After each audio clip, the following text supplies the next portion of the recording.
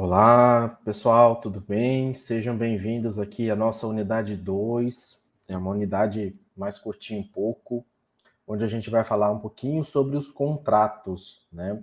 Falamos na unidade 1 sobre a licitação, né, que é um procedimento, é um meio, né, pelo qual a administração pública realiza suas aquisições, e essas aquisições, elas se dão por contrato, né, na sua grande maioria.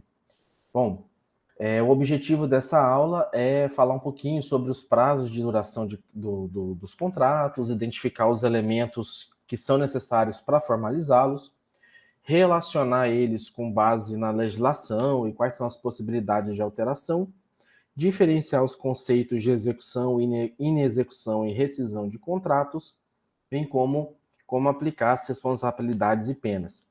E fazer um paralelo aí nos contratos de parceria público-privada, de contratos de concessão e contratos de gestão. Tá?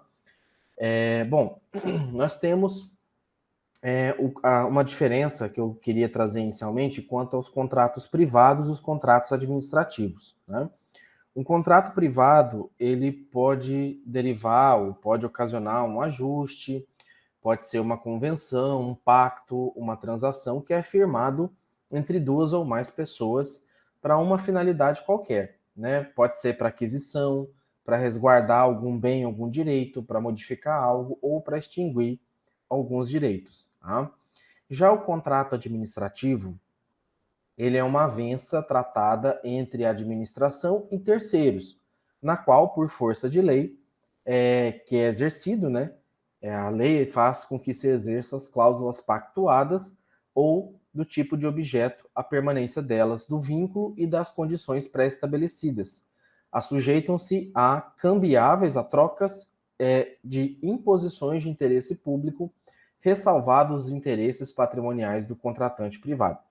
Então, é um juridiquês aqui danado, que, em outras palavras, ele visa uma aquisição do ente público com o ente privado, né? Não assim necessariamente prevalecendo o interesse público sobre o privado, tá? Ele tem que resguardar os interesses públicos e privado, tá? Então, assim como os contratos privados, os administrativos também têm cláusulas necessárias ou cláusulas mínimas, que a gente chama. Tá? A Lei 14.133/2021, a Lei de Licitações e Contratos, no seu artigo 92, ela destaca vários itens que tem que conter no contrato. Tá? Aqui eu trouxe os principais. Tá? Então tem que estar bem claro qual é o objeto a ser contratado e qual é a vinculação ao edital. Né? Então, essa contratação tem por objeto tarará, tarará, tarará, vinculada ao edital número tal. E esse edital ele faz vinculação a uma lei. Né? Pode ser a 8666, que está em extinção, pode ser a 14.133, né, que veio substituir ela, mas o objeto é vinculado ao contrato, que é vinculado a um edital, que é vinculado a uma lei. Tá? Vai trazer qual é o regime de execução ou forma de fornecimento. Bom, eu estou comprando água mineral. Eu gosto de usar esse exemplo porque ele é bem dinâmico. Tá? Eu estou comprando 1.000 garrafões de água mineral. Eu vou comprar garrafão em água, eu vou comprar só a reposição, eu tenho os vasilhames e vou comprar, né, trocar um vasilhame vazio por um cheio. Essa entrega ela vai ocorrer de uma vez, ela vai ocorrer parcelada, né, porque tudo isso importa. Uma coisa é eu fazer uma contratação para comprar 1.000 garrafões de uma vez.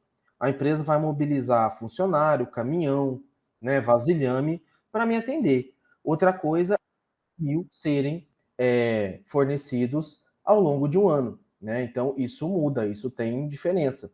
Isso vai impactar em custo, isso vai impactar em quantidade de colaborador vinculado, entre outras questões. Tá? Também é obrigatório. E aqui um detalhe, tá? Professor, eu comprei 1.000 garrafões, mas a empresa não vai me entregar de uma vez os garrafões. Ela vai me entregar tickets de fornecimento, né? Como se fossem uns valezinhos assim.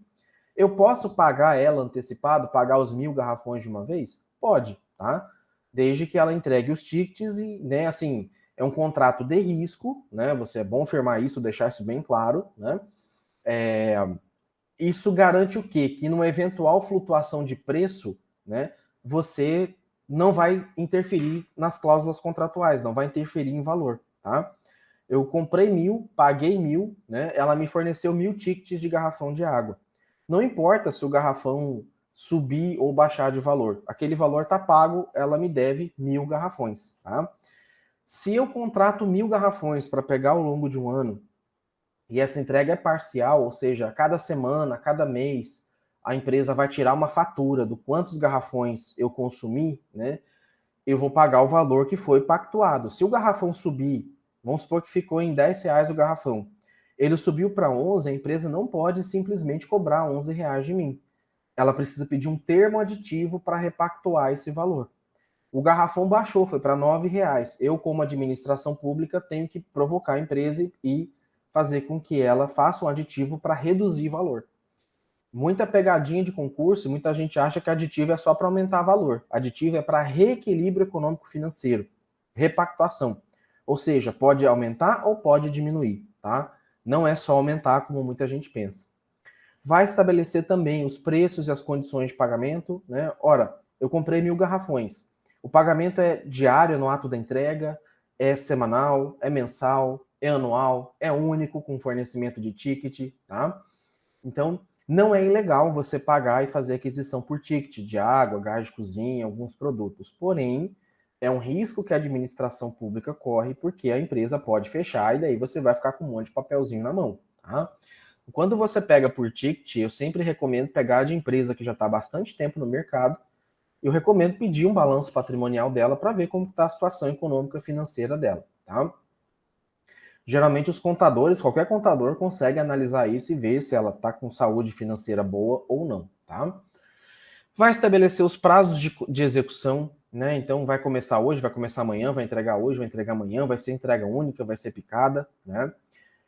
Vai trazer qual é o crédito pelo qual ocorrerá a despesa, então qual é a fonte desse recurso, da onde que vem, esse recurso, né, já existe, já tem previsto na LOA, já está previsto, né, no orçamento da unidade gestora, vai trazer o direito e responsabilidades, né, direitos e obrigações das partes, então o que cabe ao contratante, o que cabe à contratada, né, ou ao contratado, vai trazer as penalidades cabíveis e valores das multas, né, então quais penas quem descumprir vai estar sujeito e qual vai ser o valor da multa. É aplicado em cima do valor global do contrato? É aplicado em cima do valor residual?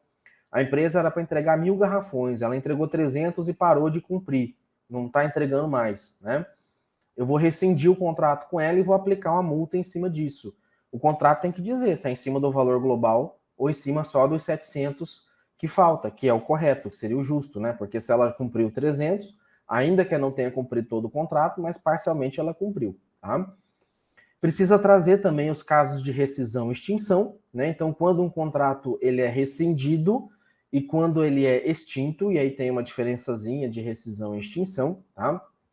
A rescisão, ela geralmente se aplica por ato unilateral, uma das partes, e a extinção é quando se detecta algum tipo de nulidade aí que não vai gerar uma outra obrigação, multa, entre outras questões, né? Ou quando ele é cumprido também, e aí extinguiu, não tem o que fazer, né? O que tinha que fazer foi feito e não tem obrigação mais nenhuma entre as partes, tá? E também tem que tratar das garantias oferecidas para assegurar a sua plena execução, né? Então, que garantia quem contrata vai dar de pagar e que garantia quem recebe, né? Quem vai prestar o serviço ou fornecer o produto vai ter, que vai receber e que vai ter que cumprir. Tem outras cláusulas também, como da fiscalização, cláusula anticorrupção, tem várias outras que eu acabei não colocando aqui, mas eu sugiro vocês darem uma lida, até para não ficar muito extenso aqui, tá? E é sempre bom, caso vocês forem trabalhar com algum contrato administrativo, você dar uma observada nesse artigo 92 e garantir que na minuta todos esses itens realmente estarão, como é que fala? Estarão garantidos, tá? Quanto ao prazo, né? Todos os contratos administrativos, eles possuem prazo de duração.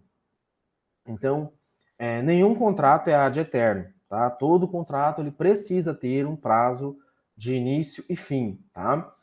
É necessário destacar, primeiramente, que a lei não admite que eles tenham prazo de vigência indeterminado, E a regra geral é que o prazo fica limitado à vigência do crédito orçamentário, né? Então, em tese, até 31 de dezembro, tá? Do ano corrente. Porém, não é regra. Isso, né? Porque assim, você precisa garantir aquele crédito é limitado a um ano, né? Quando ele extrapola 31 de dezembro, geralmente, além da dotação orçamentária, você precisa juntar um documento chamado de declaração de ordenador de despesa, que é o ordenador de despesa, ele declara que ele vai garantir que no orçamento futuro esse saldo remanescente será previsto, ele será garantido, tá? Isso é mais um instrumento formal, obrigatório, que precisa constar aí nos processos, tá? Muito órgão público, principalmente quando é serviço continuado, tipo limpeza, manutenção, segurança, que é um trem que nunca termina, sempre vai ter, às vezes acaba fazendo um contrato de um ano, né? E depois fica fazendo aditivo atrás de aditivo, renovando, geralmente até o tempo de 60 meses, que é o que se tem, né, em alguns julgados por aí, e o que os órgãos de controle aceitam, né? Isso é ruim, tá? Isso não é legal. Eu sempre recomendo já fazer, principalmente para contratos de duração continuada, né? Que se faça já para 3, 4, 5 anos, e depois você só vai fazendo aditivo de valor ou repactuação caso necessário, porque senão todo ano tem que estar pedindo ali aditivo. Tem órgão que não aceita fazer direto, obriga a fazer por um ano e a cada ano vai fazendo a renovação de vigência e de valores, tá? Aqui tem um extrato, né, o modelo de um extrato de um contrato que é publicado, esse aqui no caso Diário Oficial da União, o contrato 13/2005, que foi feito pela Casa Civil, tá? Onde você coloca o número do processo, o contratante, contratado, o objeto, a vigência, o valor global, a fonte do recurso, né? A data de assinatura e o número dele no SIGCOM, né? Que é SICOM, virou SICONV, o Estado de Mato Grosso é SIGCOM, Transfere Gov, né? Foi mudando aí as plataformas. Então, nesse contrato, o prazo de vigência ultrapassou o ano fiscal, né? Ele era de 2005, e a vigência dele vai até 10 de fevereiro de 2006. Então, para que ele tenha validade, é necessário atender o que determina o TCU, né? Que é juntar a carta do ordenador de despesa, né? E aí, passado o período de vigência, o contrato poderá ter seu prazo prorrogado por termo aditivo, se for interessante para as partes. Tá? Quanto à formalização do contrato, para que o contrato seja válido e produza seus efeitos esperados pelas partes, ele deve obedecer à forma pré-determinada ou pela Lei 8666 de 93 ou pela 14133 de 2021, tá? Frisando que essa minuta de contrato, ela deve fazer parte dos anexos do edital, tá? Deve fazer parte do estudo técnico preliminar, do termo de referência, perdão, do estudo técnico não é obrigatório, mas é bom, tá? Mas o termo de referência e do edital é obrigatório, porque muitas vezes o licitante ele ganha a licitação e depois quando ele tem acesso ao contrato ele fala, opa, isso aqui não, isso aqui eu discordo, né? E aí ele quer tentar mudar a cláusula de contrato, ele quer fazer algo que beneficia ele, então, e também a minuta de contrato não pode estar destoante muito do edital, né? Às vezes um ajuste aqui e ali até pode fazer, mas algo significativo, relevante, não, tá? Por isso que é importante sempre juntar a minuta do contrato, porque essa minuta é o contrato em tese pronto, faltando somente adicionar os dados do contratado, tá? Quanto às alterações de contrato, os contratos eles podem ser alterados desde que justificadamente em duas circunstâncias. Bom, primeira de maneira unilateral, quando a administração pública modificar o projeto, suas especificações ou valor contratual, e também por acordos das partes, né? Então, na substituição de uma garantia, na modificação da forma de execução, na forma de recebimento, na forma de pagamento ou para manutenção do que eu falei, que é o equilíbrio econômico-financeiro, tá? Então, geralmente um contrato é alterado de forma unilateral quando a administração pública ela já reconhece uma necessidade ou que algo foi feito de maneira equivocada, né? Então, ela está vendo que é um contrato de uma obra que a obra não está avançando. ela vai alterar ou rescindir de forma unilateral, porque a empresa não está fazendo a parte dela, né? Então, isso cabe o ato unilateral por parte dela. Ela pode, muitas vezes, aceitar de forma unilateral uma alteração de um produto que, quando foi orçado, era um produto que hoje, se for adquirir, já está defasado. Então, ela mesma pode fazer isso de forma unilateral, tá? E quando envolve o acordo, a empresa propôs dar um cheque calção como garantia. Aí ela não quer mais dar o cheque, ela quer trocar por um seguro garantia. Ok, ela vai justificar, o fiscal do contrato vai validar e o gestor vai aceitar ou não. Tá? Ela pode mudar o regime de execução, né? Então era uma entrega semanal que vai passar a ser feita mensal. O modo de fornecimento, né? Ela não vai mais entregar, é você que tem que ir lá buscar. Então tudo isso pode ser negociado entre as partes. Retomando aqui o exemplo da água mineral, foi fechado em R$10. A água subiu para 11. O órgão não tem mais dinheiro para pagar. Se ele subir para 11, ele tem que reduzir a quantidade adquirida. Nesse caso, pode-se fazer um combinado. Falar, olha, eu mantenho a R$10, desde que você, órgão, passe a buscar essa água e não eu ter que trazer aqui todo dia. Tá? Então, isso são acordos entre as partes. Tá? E só desse último item aqui do equilíbrio econômico-financeiro, é aquilo que eu comentei no início. Não é interessante para o órgão público e nem pode ferrar com a empresa privada. E a empresa privada também não pode explorar, sugar a administração pública. Eu já vi situação que é muito comum, tá? Isso acontecia no estado de Mato Grosso com uma certa frequência e talvez no município de vocês também.